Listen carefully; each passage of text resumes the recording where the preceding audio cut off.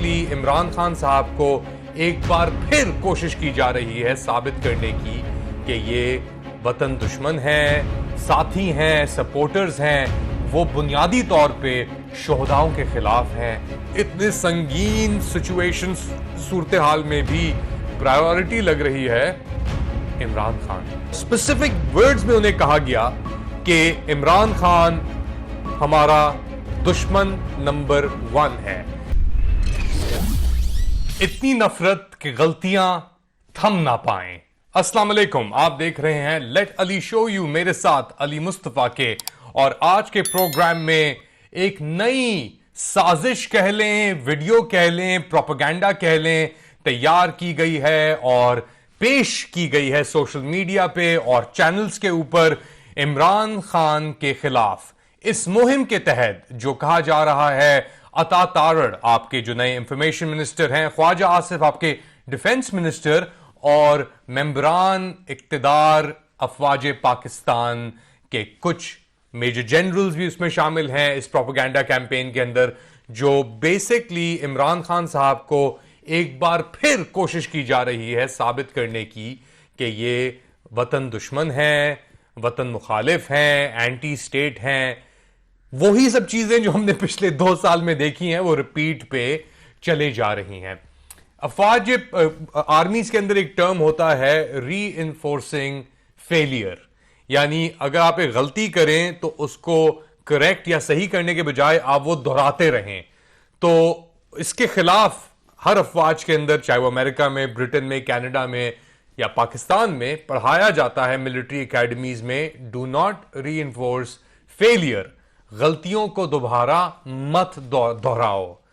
लेकिन हम ऐसा नहीं देख रहे। क्यों?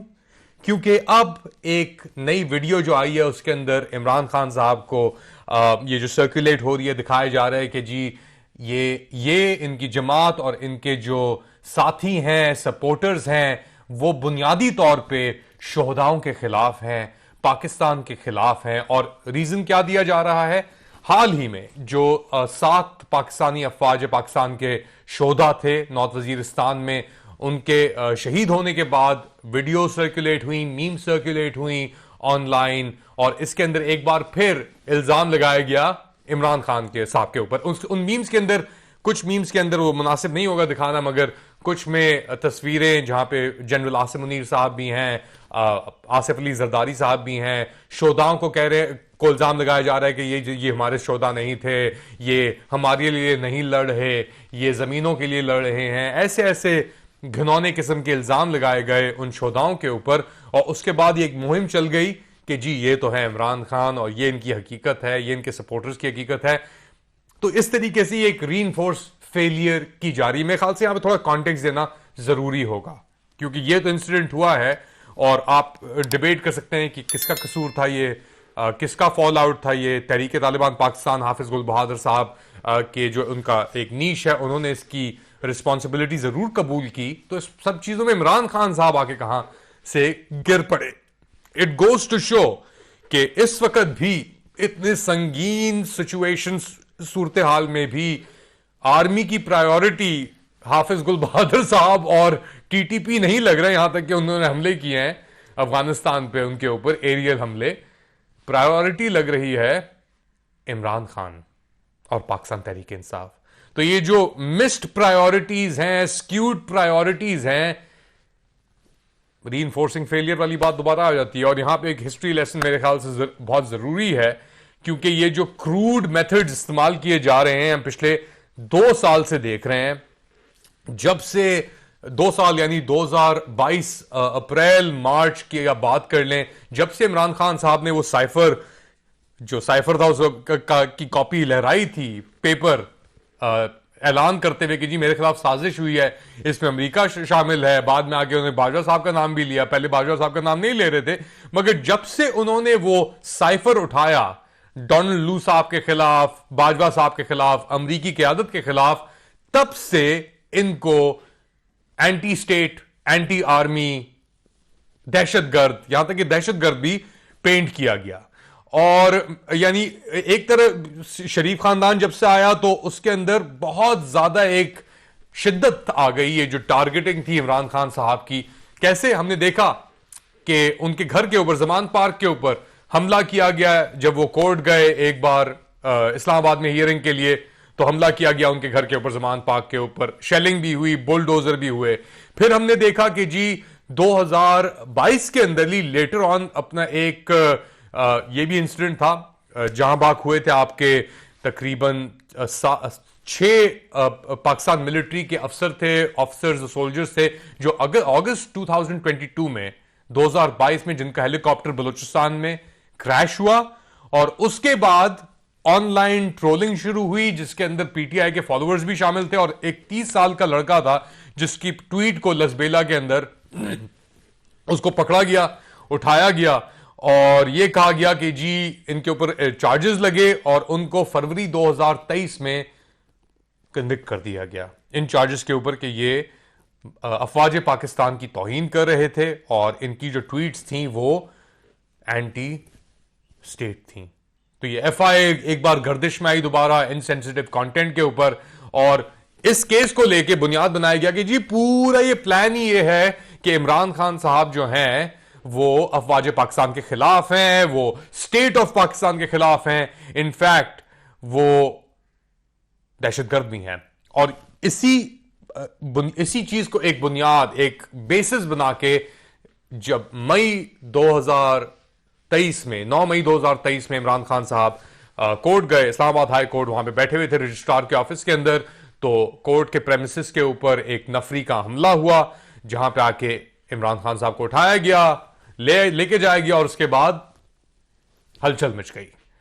इतनी मची कि रिलेंटलेस वायलेंस, अटैक्स, तोड़फोड़ हुई, और जिना हाउस जिसे कहते हैं लाहौर कोर कमांडर का रेजिडेंट, ये नहीं पता कि लाहौर कोर कमांडर साहब के साथ क्या हुआ, वो किधर थे, पुलिस किधर थी, मॉनिटरिंग सेल्स किधर थे। मगर 9 मई को फिर इवेंचुअली जो चाहते थे पीएमएलएन, जो उनके बैकर्स हैं, वो उनको बुनियाद मिल गई, एक बेसिस मिल गया कि जी ये तो है ही एंटी स्टेट, इन्होंने ये तबाही की है, ये सब कुछ किया है, प्रॉपर्टी का नुकसान किया। इनफैक्ट 9 मई को तो एक हमने यानी पाकिस्तान की एक नेशनल मॉर्निंग डे बना दिया। वहां पे तो एक आप जियारत के ऊपर जा रहे हैं जैसे, और किस किस को जियारत पे लेके गए, मुर्तजा सोलांगी साहब भी गए वहां पे जियारत के लिए, और इनाम में उनको जियारत पे जाने के लिए कहते हैं ना कि तोहफा मिलता है, जियारत पे जाते हैं तो अल्लाह आपको बख्शता है। इस जियारत के ऊपर 9 मई की जिना हाउस की जियारत के ऊपर उनको इंटरिम क्या बना दिया गया जी, इंफॉर्मेशन मिनिस्टर बना दिया गया, और लोगों को बड़े तमगे मिले ये जियारत पे जाने के। मगर क्या हुआ फिर इवेंचुअली, इन सब चीजों का कुल क्या हुआ?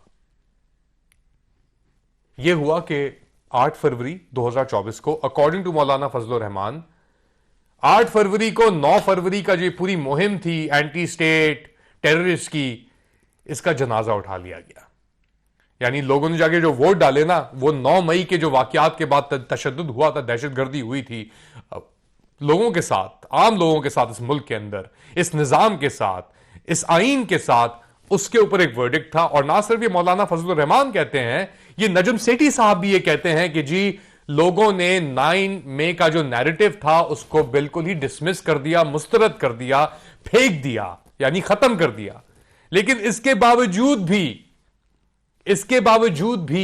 इलेक्शंस होने के बावजूद भी, धांधली होने के बावजूद भी, पीटीआई सबसे बड़ी कुव्वत पार्लियामेंट में आने के बावजूद भी, वो रीइंफोर्सिंग ऑन डिफीट वाला जो बात हमने की थी ना, वो खत्म नहीं हुई। और हमें किस तरह पता है? क्योंकि हमारे पास इतलात हैं कि एक मेजर जनरल ने कोसार कॉम्प्लेक्स में 4 बड़े टीवी चैनल के मालिकों को बुलाया और उनको ब्रीफिंग दी कि, और स्पेसिफिक वर्ड्स में उन्हें कहा गया कि इमरान खान हमारा दुश्मन नंबर 1 है, एनिमी नंबर 1 है। स्पेसिफिक वर्ड्स ये इस्तेमाल हुए कि ये हमारा एनिमी है, ये एनार्किस्ट है। और इन चैनल मालिकान से यह भी कहा गया कि आपको डिसाइड करना पड़ेगा, या तो खान साहब के साथ खड़े होने या हमारे साथ, अफवाज पाकिस्तान की कयादत के साथ आप खड़े हुए हैं। और इसके बावजूद भी, खत्म होने के बावजूद भी, यानी इलेक्शन से कबल ही थोड़ा केसेस हुए उनके ऊपर, साइफर केस पे कन्विक्शन, तोशाखाना केस पे कन्विक्शन, इद्दत केस के ऊपर कमरे तक पहुंच गए कन्विक्शन। ये तो जाती यानी पर्सनल एनिमोसिटी की बात है ना। ये ऐसा तो नहीं लग रहा कि आप मुल्क के लिए कोई चीज कर रहे हैं, ये तो अपने मफाद के लिए कर रहे हैं। आपकी अपनी जिद है, आपकी अपनी आड़ है इसके ऊपर कोई जो लगी हुई है, और इसका अंजाम अच्छा नहीं होता। अंधा तो इंसान हो सकता है, आंखों से अपनी आजमाइश यानी देख सकता है वो, मगर इतना भी अंधा अगर वो हो गया कि वो काही में गिरे जा रहा है, खोदे जा रहा है, खोदे जा रहा है, और उसको रोशनी नजर ही नहीं आ रही, इवेंचुअली रोशनी नजर ही नहीं आ रही। और अब ये सूरत हाल है कि नजम सेठी भी ये कह रहा है कि आपका बयानिया रद्द हो चुका है, आप भी कह रहे हैं, आपके मौलाना फजलुर रहमान भी कह रहे हैं आपका बयानिया रद्द हो चुका है, मगर आपको ये लोग मिले हुए हैं, ख्वाजा आसिफ जैसे, आपके अता तारड़ जैसे, मोहसिन नकवी जैसे, जो बिल्कुल ही फेल होने के बावजूद भी अपनी फेलियर को रीइंफोर्स कर रहे हैं और आपकी फेलियर को रीइंफोर्स कर रहे हैं। तो ये सोचने का वक्त है कि जो भी इस मुहिम को अब दोबारा एक पेशरफ देने की कोशिश कर रहा है या चलाने की कोशिश कर रहा है, क्या उसके दिल में पाकिस्तान के मफादात या एहसास है पाकिस्तान की इंटरेस्ट का, या सिर्फ वो अपनी ही इंटरेस्ट में लगे हुए हैं और वो खोदे चले जा रहे हैं, खोदे चले जा रहे हैं, खोदे चले जा रहे हैं, और वो काही जो है, वो खड्डा जो है वो खत्म होने का नाम ही नहीं ले रहा। आप क्या समझते हैं? Please do let us know, right, subscribe and share this content and press the bell icon. अपना ख्याल रखिएगा। अल्लाह हाफिज।